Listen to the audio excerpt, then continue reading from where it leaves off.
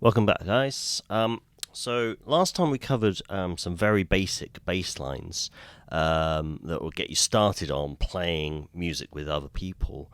Now we want to expand on that because we're not already stuck just playing the very basics on every song that we play on.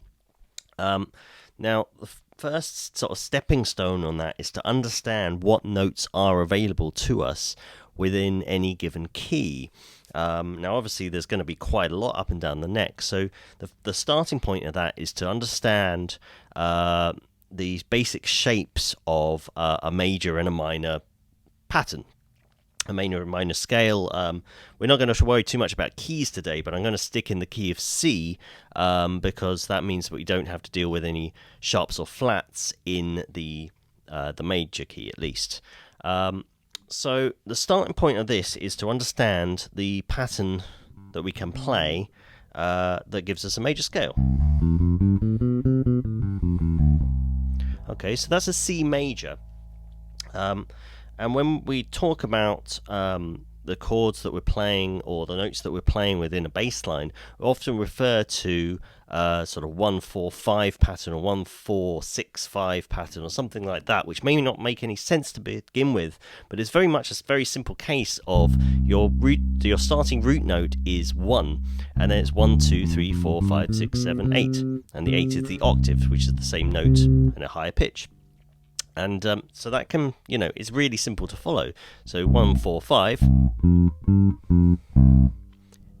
is that. So to get the starting pattern down for a major scale, you want to start with your your middle finger on the C on the 3rd fret of the A string. So that's C, and then the D with the little finger on the 5th fret. The E with your first finger on the 2nd fret of the D string, F with the middle finger again, G with your little finger on the 5th fret, A with your index finger, 2nd fret of the G string, the B on the 4th fret with your ring finger, and then finally the octave C with your little finger on the 5th fret of the G string.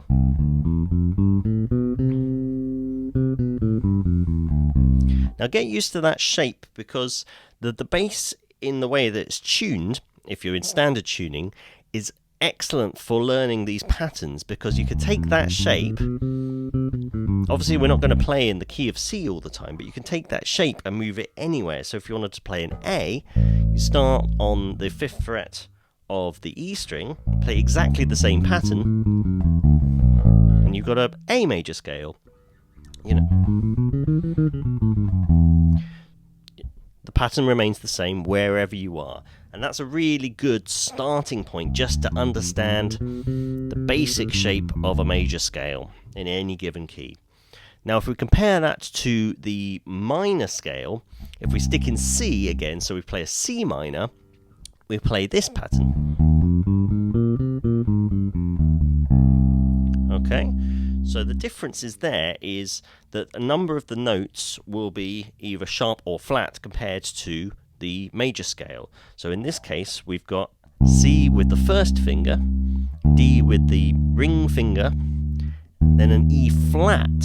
So one semitone down from the E on the major scale, and that's the little finger on the 6th fret, F in the same position as before, G in the same position as before, then an A flat with the little finger on the 6th fret of the D string, so an A flat, so that's one semitone down, a B flat, so one semitone down on the 3rd fret of the G string, and your octave C.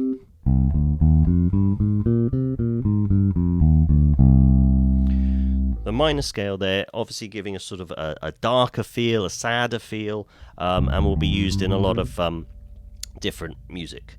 So again, that pattern will be the same wherever you play it. So for any given key, if you're playing in G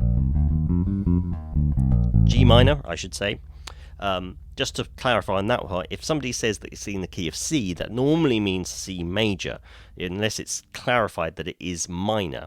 We'll get on to modes and scales later on, but just to make sure that's clear on this bit.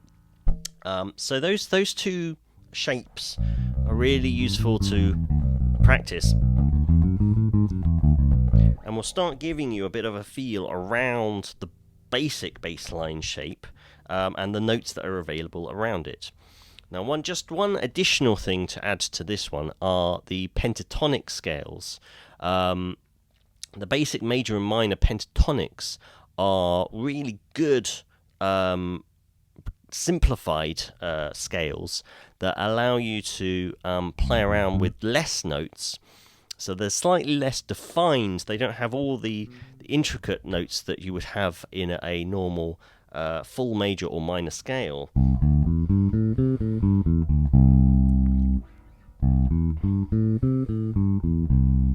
So especially the minor pentatonic.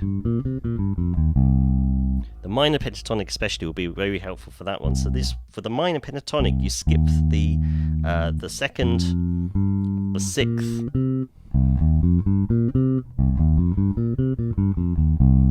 and gives you that kind of sound.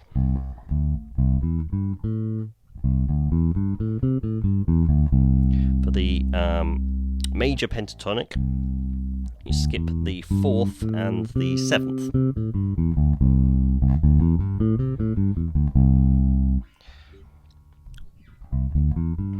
I'm just making sure I'm right on that one.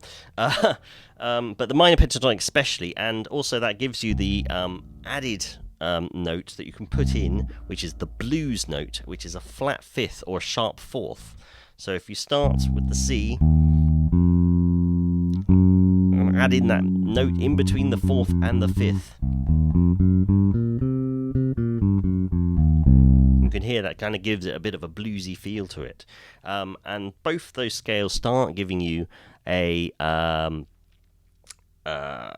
framework to work around in starting to craft bass lines. In the next videos, we'll start expanding on those and building up more knowledge of the fretboard.